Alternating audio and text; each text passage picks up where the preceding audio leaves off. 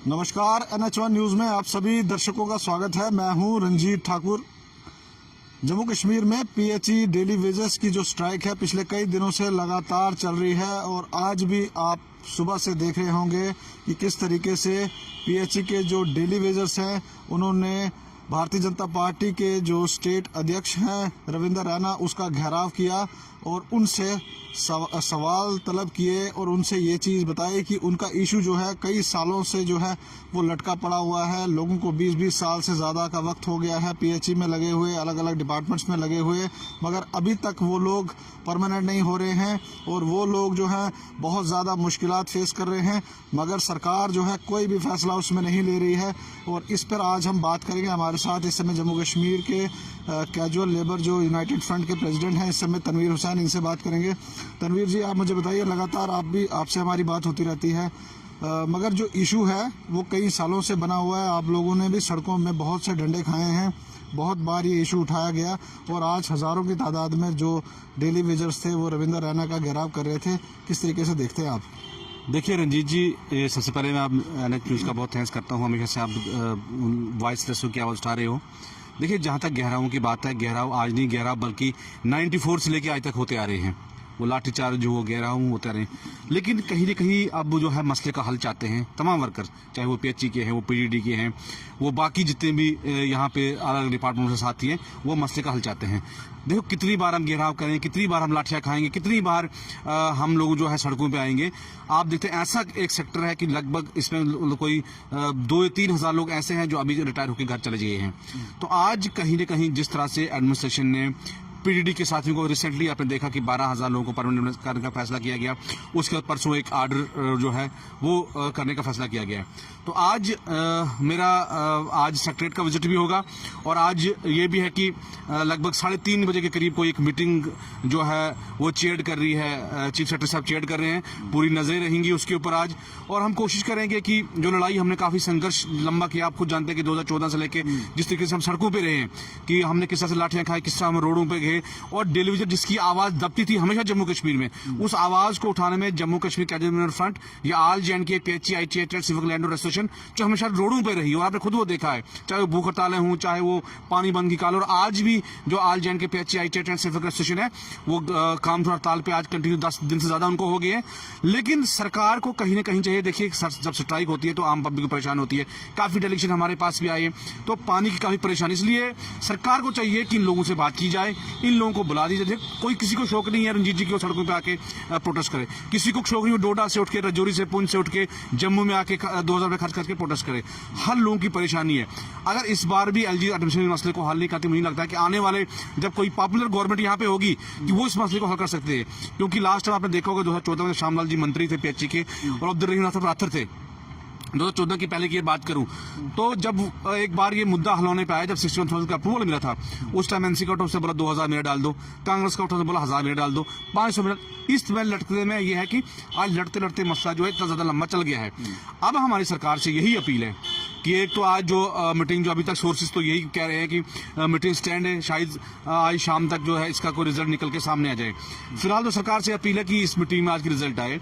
अगर ये सरकार इसमें फेल होती है तो जम्मू कश्मीर कैजुअल लेबर इंटरफ्रंट और रिपब्लिकन पार्टी ऑफ इंडिया ने मिलकर हमने एक प्रण लिया हुआ है कि लखनपुर बॉर्डर को पूरी सीज करने का, जिस तरीके से हम अभी मैं रिसेंटली पंजाब का दौरा करके आए हूँ, अब मेरा पीर पंजाल का दौरा है, फिर अलग अलग जम्मू के डिफरेंट एरिया में हम जा रहे हैं। हम पूरे तमाम लोगों को इसमें इन्वॉल्व करके, तमाम कैजुअल लेबर्स को इन्वॉल्व करके एक बहुत बड़ा प्रोग्राम जो है हम जम्मू कश्मीर देने जा रहे हैं, और उसके बाद यहाँ के हालात रहते हैं उसकी जिम्मेदारी जो है कि यहाँ के डिसीजन की रहेगी। तो मैं इस समय जो भी डेली वेजर्स इस समय हमें लाइव देख रहे हैं, हम उनसे ज़रूर अपील करेंगे ज़्यादा से ज़्यादा शेयर करें और आप अपना जो इशू है उसे अपने कमेंट बॉक्स में भी ज़रूर लिखें। मगर इनसे हम जानेंगे कि जिस तरीके से इस समय 12,000 के करीब जो PDD के एम्प्लॉय जो हैं उनकी DPCs की गई है, और रविंदर रैना का मैं बयान सुन रहा था, वो कह रहे थे कि हम लेफ्टिनेंट गवर्नर मनोज सिन्हा से ये अपील करेंगे कि इन लोगों का भी DPCs किया जाए। तो क्या आपको लगता है कि DPCs का थोड़ा सा इशू मुझे समझ नहीं आ रहा है, तो किस तरीके से आप देखते हैं? देखिए जी, DPC जो है वो PDD का एक एसआरओ था, उसमें कहा गया था कि जैसे खाली पद उनके पड़े हैं, एक परमानेंट एम्प्लॉयज की DPC होकर उसकी प्रमोशन होती है, उससे जगह पर डिवीजन को एडजस्ट करते हैं। PHE में ठीक है DPCs है, लेकिन ऐसा कोई एसआरओ, ऐसा कोई प्रावधान PHE में है ही नहीं। देखिए, पॉलिटिकल लीडर ने अपने जो बयान देने हैं उन किस तरह से बयान देते हैं, और मुझे यहाँ नहीं समझ आती है कि रविंद्र रैना जी यहाँ पे बयान देके वो कोई लोगों को बेनिफिट पहुंचेगा, वो तो बात की बात है। लेकिन यहाँ पे इस वक्त एलजी एडमिनिस्ट्रेशन है, यहाँ इस वक्त जो भी बात है, जो भी गहरा जो भी बात करनी है एलजी साहब से करनी है हमने, क्योंकि वो एडमिनिस्ट्रेशन को लीड कर रहे हैं। क्योंकि जम्मू कश्मीर में पॉपुलर गवर्नमेंट तो है नहीं, ना यहाँ बीजेपी की, ना है कांग्रेस की, ना कोई एनसी की है। हम किसी पर्टिकुलर बंदे पे एक्शन करते हैं, पर्टिकुलर बंदे के पास जाके उससे मांगते हैं, क्योंकि वो तो सरकार में यहाँ पे है नहीं। हाँ, डायरेक्टली इनडायरेक्टली जो है बीजेपी का इन्फ्लुएंस यहाँ पे है, वो वक्त एलजी साहब से मिले हैं। लेकिन यही अपील है कि अगर इन लोगों का ये हल चाहते हैं, इन मसलों का हल चाहते हैं एक सिंसियर तरीके से। नहीं, जो कैजुअल एम्प्लॉयज है, क्या उनकी डीपीसी पॉसिबल हैं? जो लोग अभी परमानेंट एम्प्लॉयमेंट नहीं है, उनकी किस तरीके से डीपीसी होगी? देखिए, जो परमानेंट एम्प्लॉय जो अभी गवर्नमेंट के उस एसआरओ के उसके बीच में नहीं आ रहा है, मतलब कानून जो बनता है उस कानून के बीच में ही नहीं आ रहा है, तो मुझे कहाँ लगता है कि वो ऐसा जो डीपीसी के बीच में आ जाएगा। हाँ, पीडीडी के कारण ही एसआरओ बना हुआ है, उसके बीच जो जैसे जैसे डीपीसी करके वो कुछ लोग अभी पीछे चलने का ऑर्डर निकला, उससे पहले एक मीटिंग भी हुई है। हम उसी तरह से चाहते हैं कि अगर होता तो ठीक है, उस चीज को भी पीएचई में इम्प्लीमेंट कीजिए कि जो इस वक्त पीएचई में मैं आपको बोलूंगा लगभग 10-12 हजार से ज्यादा, लगभग 20 हजार के करीब अभी पद खाली है। मत जितना जल्दी पीएचई में उन सभी को रेगुलर भी किया जाए, उसके बाद भी नीड डिपार्टमेंट को पड़ेगी कि इतनी रिक्वायरमेंट है, और हर डिपार्टमेंट में रिक्वायरमेंट है। लेकिन अब सरकार तक है, एडमिनिस्ट्रेशन तक है कि वो क्या इससे फैसला लेती है। इसलिए मेरी अपील है कि सबसे पहले मिनिमम वेज एक्ट उसको लागू किया जाए। और आज की मीटिंग में बार बार मैं कहूंगा कि हमारी सारी नजर आज की मीटिंग में बनी हुई है तमाम कैजुअल लेबर्स की।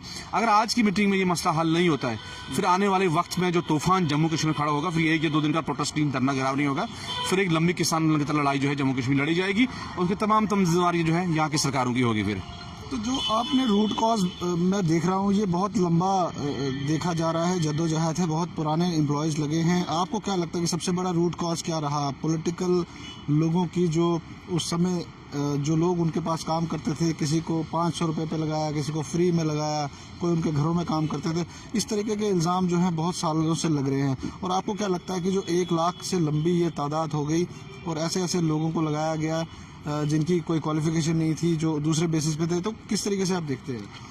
देखिए जीवन जी, ये बहुत दुखद बात है कि सबसे पहले इन लोगों का जो है, इनको बहुत गलत तरीके से इनको यूज किया गया है।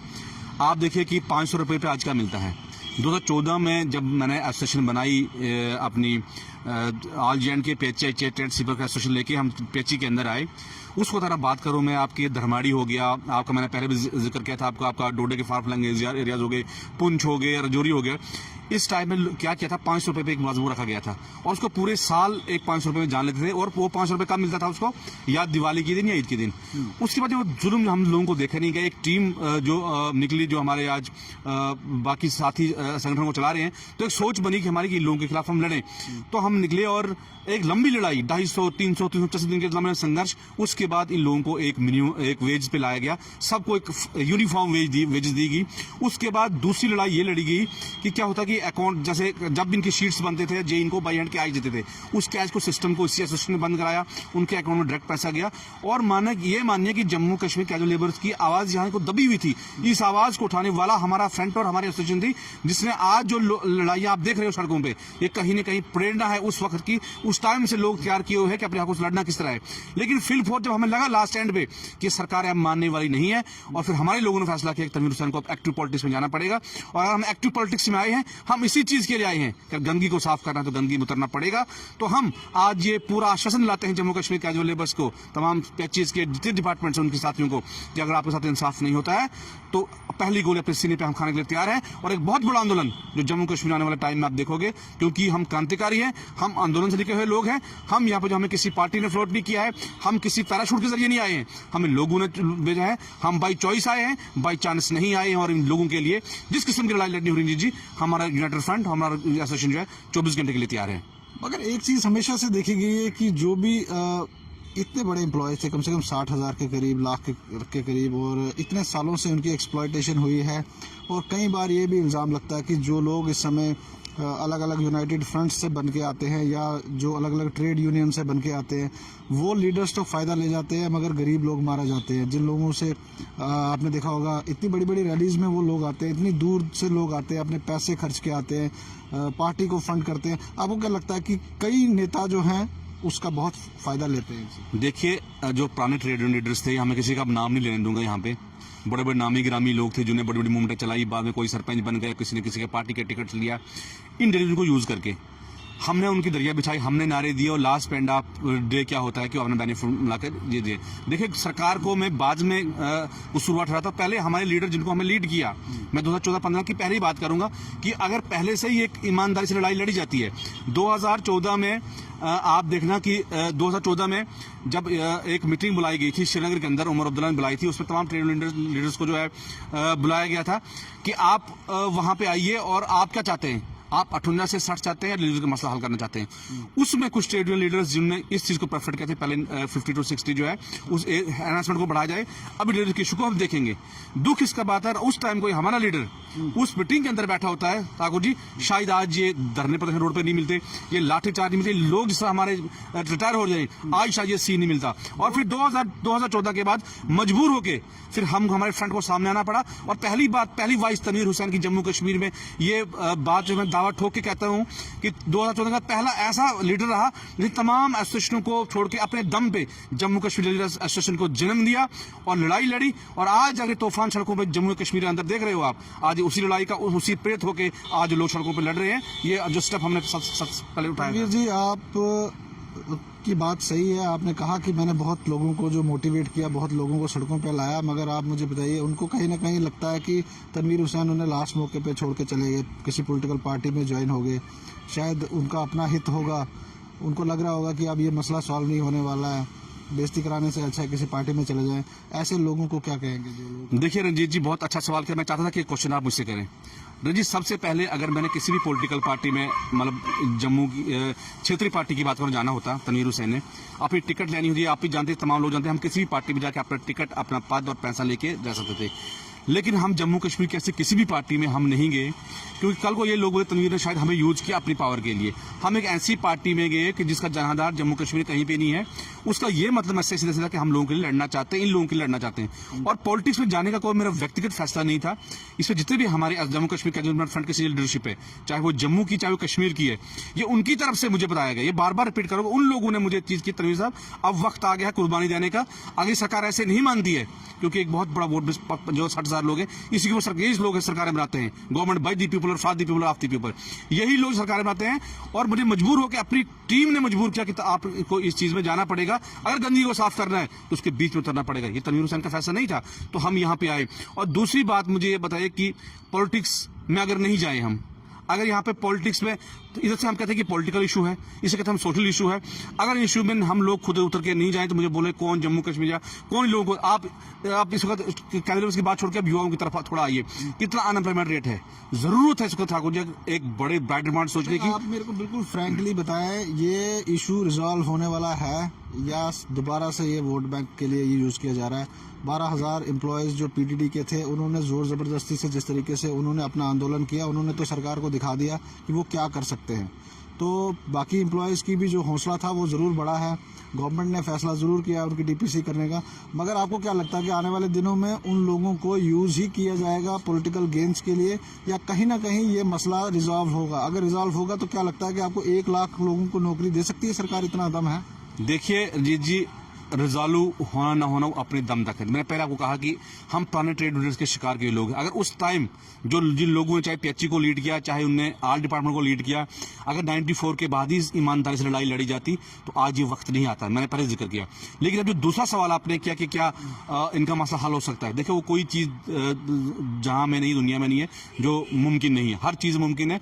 लेकिन ये है कि आपका लड़ाई लड़ने कलेबर किस किस्म का है। अगर 500 लेने वाले को आज 700 ले रहा है तो एक लड़ाई लड़ी गई है।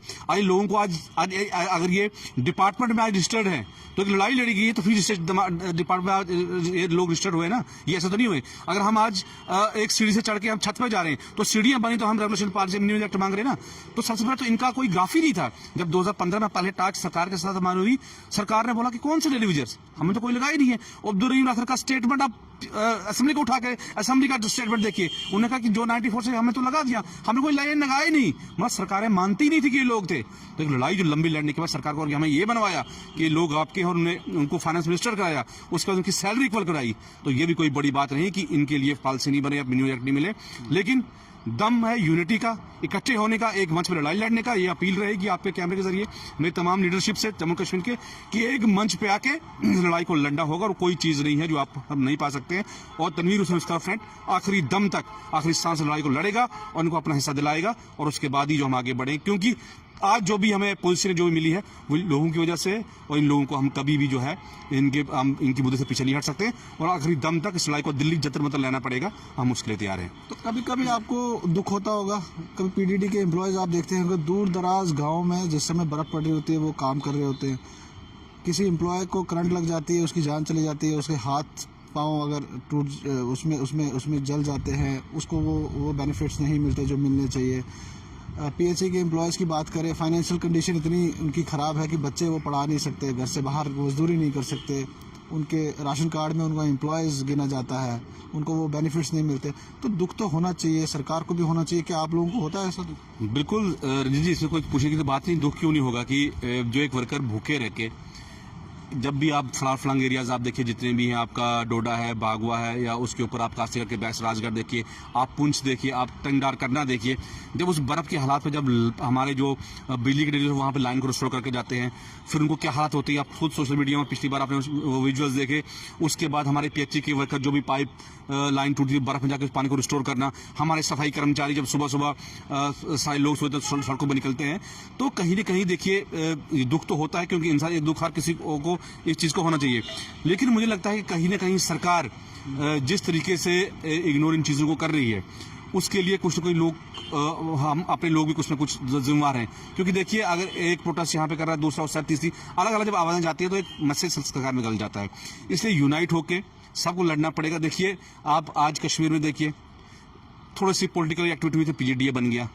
आज वहाँ देखिए कश्मीर, जम्मू कश्मीर का जो डेवलपमेंट का परसों एक प्रोग्राम, सारे डिपार्टमेंट जितने भी है एक बहुत बड़ा। लेकिन जम्मू में ये समझ नहीं क्या प्रॉब्लम है, क्या सिस्टम है कि अगर कोई एक बंदा कोई प्रोटेस्ट कर रहा है तो नहीं दूसरे पे नहीं जी मैं ही सही कर रहा हूँ, वो गलत कर रहा हूँ। और सही कौन कर रहा है, गलत कौन कर रहा है, तो सारे लोग देखते हैं, आज दुनिया जानती है कौन है। लेकिन कहीं ना कहीं हमें इस चीज़ को पॉजिटिविटी से लेना पड़ेगा। तमाम लीडरशिप को, जम्मू कश्मीर की लीडरशिप, कश्मीर के भी हमारे नेटवर्क लीडर जो 11 तारीख को जम्मू आ रहे हैं और जम्मू में एक बहुत बड़ी प्रेस कॉन्फ्रेंस हम करने जा रहे हैं, जिसमें अगली की रणनीति हम बनाएंगे, आगे हमें क्या करना है। तो जम्मू कश्मीर ये साझा होकर एक बहुत बड़ी रणनीति करना शुरू कर रही है और हम यकीन दिलाते हैं इन डिलीवर्स को लड़ाई लड़ेंगे। और उनको भी जिनकी आज तक घर से जाने चली गई हैं, जो रिटायर हो चुके हैं, उन सेक्रेटरी को भी बात नहीं कर रहा है, हम उनकी भी बात कर रहे हैं। उनको भी जो एक जिंदगी ठाकुर साहब 25 साल बड़े होते, 30 साल एक आयु अपने डिपार्टमेंट को दी है, उनके साथ इंसाफ होना चाहिए। ये तमाम आवाज़ें उठेंगी, आवाज़ें नहीं उठेंगी, बल्कि इनको मसलों को हल कराने के लिए भी हम रिपब्लिकन पार्टी ऑफ इंडिया और जम्मू कश्मीर का डेवलपमेंट फ्रंट सामने रहेगा और लड़ेगा और उनको उनका इंसाफ दिलाएगा। तो मेरा लास्ट क्वेश्चन आपसे रहेगा, अब आप पॉलिटिकल लीडर भी हैं और कैजुअल लेबर यूनाइटेड फ्रंट से तो आप जुड़े ही हैं, आप मुझे बताइए लास्ट में पॉलिटिकली कितना ज़्यादा इन्फ्लुएंस करेगा इनका इशू आने वाले इलेक्शंस में? अगर ये 1 लाख लोग नाराज़ होते हैं तो सबसे ज़्यादा असर किसको होने वाला है और इनको कैच करने के लिए कौन सी पार्टी कोशिश करेगी? और क्या लगता है आपको कि किस तरीके से इन लोगों को, क्योंकि 1 लाख आदमी का फिगर बहुत बड़ा होता है, तो उनके साथ उनकी फैमिली जुड़ी होती है, तो क्या लगता है कि आने वाले इलेक्शंस में कितना बड़ा इम्पैक्ट होने वाला है इनका? देखिए ठाकुर जी, इम्पैक्ट तो बहुत पड़ेगा। 60,000 लोग हैं और 5 लाख फैमिली के साथ जुड़ी, और फिर इनके रिलेटिव्स डाल के अभी लगभग 10 लाख के आसपास जाके फिगर टिकता है। और 10 लाख वोट जो होता है ये उल्ट फेर करने में काफ़ी एक बड़ा मादा रखता है। और हमेशा से हम लोग जो है डिविजन्स, मैं कहूँगा हमारे लोग जो है पॉलिटिकल विक्टिम बने हैं, चाहे जो भी पार्टी जितनी पार्टी जम्मू कश्मीर में रही। यहाँ पे आप कांग्रेस देखिए, एनसी देखिए, या यहाँ पे पीडीपी वगैरह देखिए, सब लोग जो है इनके यूज़ लोगों को किया गया है। अब बीजेपी भारतीय जनता पार्टी उसको भी हमने देख लिया है। तो अब कोई ऐसी पार्टी जम्मू कश्मीर शायद नहीं बची है कि जिनको हमने टेस्ट करना है, वो हमें टेस्ट कर दिया। हाँ, कुछ मजबूरी हो सकती है, जैसे आपने कहा कि 60,000 लोग इकट्ठा नहीं करते हैं और पॉसिबल भी नहीं किसी सरकार के लिए इतना करना। लेकिन एक पॉलिसी मैटर सामने आ जाए, एक सिस्टम सामने, हाँ जी इस साल 2,000 कर रहे हैं, अगले साल 5,000 कर रहे हैं, एक पॉलिसी मैटर सामने आके जब आपका रोड मैप नहीं है, आपके पास नियत ही नहीं, आपके पास नेता नहीं, तो आप किस चीज़ पे वोट मांगोगे? और जहाँ तक आपने वोट का कि वोट किस साइड जाएगा, देखो वो लोगों को फैसला करना है, वो उन वर्कर्स को फैसला करना है, वो किस साइड जाएंगे, कौन उनकी आवाज़ों को पहले उठाता रहा है, किस क्लेबर उठाता रहा है, और कौन उनकी आवाज़ को क्लेबर है कि असेंबली में उठा सकता है, वो लोग फैसला करेंगे। और मुझे लगता है कि जम्मू कश्मीर के डिलीजर्स काफ़ी सुलझे हुए हैं और जम्मू कश्मीर की जनता भी काफ़ी, यहाँ के युवा भी, उसके बीएसएफ सीएसएफ के आप देखिए, बॉर्डर बटालियंस के देखिए, तो यहाँ के तमाम इशू, तमाम युवा यहाँ जानते हैं कि कौन लड़ाई को लड़ सकता है असेंबली में या रोडों पे। तो वो लोग देखकर फैसला करेंगे। लेकिन हम अपनी तरफ से ये बोलते हैं कि इस लड़ाई को अगर हमें रोडों पर लड़ना होगा हम रोडों पर लड़ेंगे, अगर कोर्ट की लड़ाई कानूनी लड़ाई लड़नी होगी हम कानूनी लड़ाई भी लड़नेगी। अगर जम्मू कश्मीर के कैजुअल लेबर्स और यहाँ की जनता ने अपना आशीर्वाद दिया, अपनी चरणों की धूल सर पर लगाने दी, तो इस लड़ाई को हम जम्मू कश्मीर विधानसभा असेंबली में लड़ते हुए आप देखेंगे। बहुत छोटा सा क्वेश्चन जाते जाते, जो 12,000 पीडीडी के एम्प्लॉयज जो जिनका डीपीसी की बात की गई है, क्या आपको लगता है कि बाकी जो लोग हैं जिनको परमानेंट करने की बात हो रही है, जो डेली वेजेस है, उनको इस फैसले से खुश होना चाहिए, उनको पॉजिटिव लेना चाहिए, या आपको लगता है कि ये खाली? नहीं, देखिए अगर सरकार ने कोई स्टेप लिया तो उसको पॉजिटिव लेना चाहिए, क्योंकि आज तक तो सिर्फ आश्वासन दिए गए थे और आज सरकार ने प्रैक्टिकली कोई चीज़ करने में आई है तो उसका सरकार का वेलकम, और एलजी साहब का भी मैं उसका वेलकम करता हूं। जो काम हुए हैं उनका वेलकम करना चाहिए। हाँ, टाइम लगेगा अभी स्थिति को ठीक होने में, लेकिन अब कैजुअल लेबर्स के पास टाइम नहीं है। जिस तरह से पीडी के ऊपर उन्होंने इनिशिएटिव लिया है कि एक 12,000 का फिगर पहले निकाल के, ऐसे मैं कहता हूँ कि आप 25-30 हज़ार का पहला लाट, 25-30 हज़ार का दूसरा लाट निकाल के शुरुआत एक कीजिए। अगर शुरुआत की अच्छी है तो एंड भी इसका अच्छा होगा। लेकिन अगर ये सरकारें सोचती हैं कि हम इस बार फिर इसको पॉलिटिकल मुद्दा बना के लोगों के बीच में जाएंगे और फिर हम 50 का आंकड़ा पार करेंगे, ये कहीं ना कहीं जम्मू कश्मीर में आपकी गलने वाली नहीं है। इसके लिए प्रैक्टिकली करना होगा और उसके बीच में लोगों में जाना होगा। अगर इसमें विफल हो जाते हैं तो उसके बाद फिर आने वाले इलेक्शन जम्मू कश्मीर में जो विधानसभा का विगल, कल ही देखा कि जेपी नड्डा जी जम्मू कश्मीर के उनकी यात्रा भी थी और कटरा भी होके गए हैं, तो कहीं न कहीं विधानसभा की दस्तक लग चुकी है। तो आने वाले चुनाव में तो यही लोग, यही युवा, यही कैजुअल लेबर्स ये अपना दमखम जो है यहाँ की तमाम पार्टियों को दिखा सकते हैं। जो पार्टियां इनके साथ खड़ी नहीं हुई, इनके साथ नहीं, तो आने वाले भविष्य में वो पार्टियां भी नहीं बचेंगे और वो लीडर भी नहीं बचेंगे। बहुत शुक्रिया, थैंक यू। तो ये थे Jammu Kashmir casual labour United front के प्रेसिडेंट, और जम्मू कश्मीर जो है ये इस समय जो है पॉलिटिक्स में भी है इस समय, और रिपब्लिकन पार्टी को जम्मू कश्मीर से लीड कर रहे हैं, जम्मू कश्मीर के प्रेसिडेंट हैं। और इनका कहना है कि जिस तरीके से पीएचई के एम्प्लॉयज़ जो हैं प्रोटेस्ट कर रहे हैं, पिछले कई दिनों से लगातार उनकी हड़ताल चल रही है। लेफ्टिनेंट गवर्नर मनोज सिन्हा ने 12,000 का जो आंकड़ा दिया जिनकी डीपीसीज की जाएगी, उनका कहना है कि उसी तर्ज पर बाकी एम्प्लॉयज़ को भी आस्ता आस्ता कहीं ना कहीं सरकार में एडजस्ट करना चाहिए, ताकि बहुत सालों से जो ये इशू जो पेंडिंग पड़ा हुआ है कैजुअल लेबर्स का, उनको कहीं ना कहीं उनकी राह आसान हो सके। और जो लोग इस समय सफ़र कर रहे हैं, 20-20, 25-25 साल की लंबी उम्र उन्होंने दे दी है डिपार्टमेंट में, मगर सिर्फ बहुत कम सैलरी पर वो काम करते हैं, उन लोगों को कहीं ना कहीं रिलीफ मिल सके। ये वीडियो आप ज़रूर शेयर कीजिएगा, ज़्यादा से ज़्यादा लोगों तक पहुंचाइएगा, ताकि जो रियल इशू होते हैं ग्राउंड के वो उन तक पहुंच सकें। आप जुड़े रहें NH1 न्यूज़ के साथ।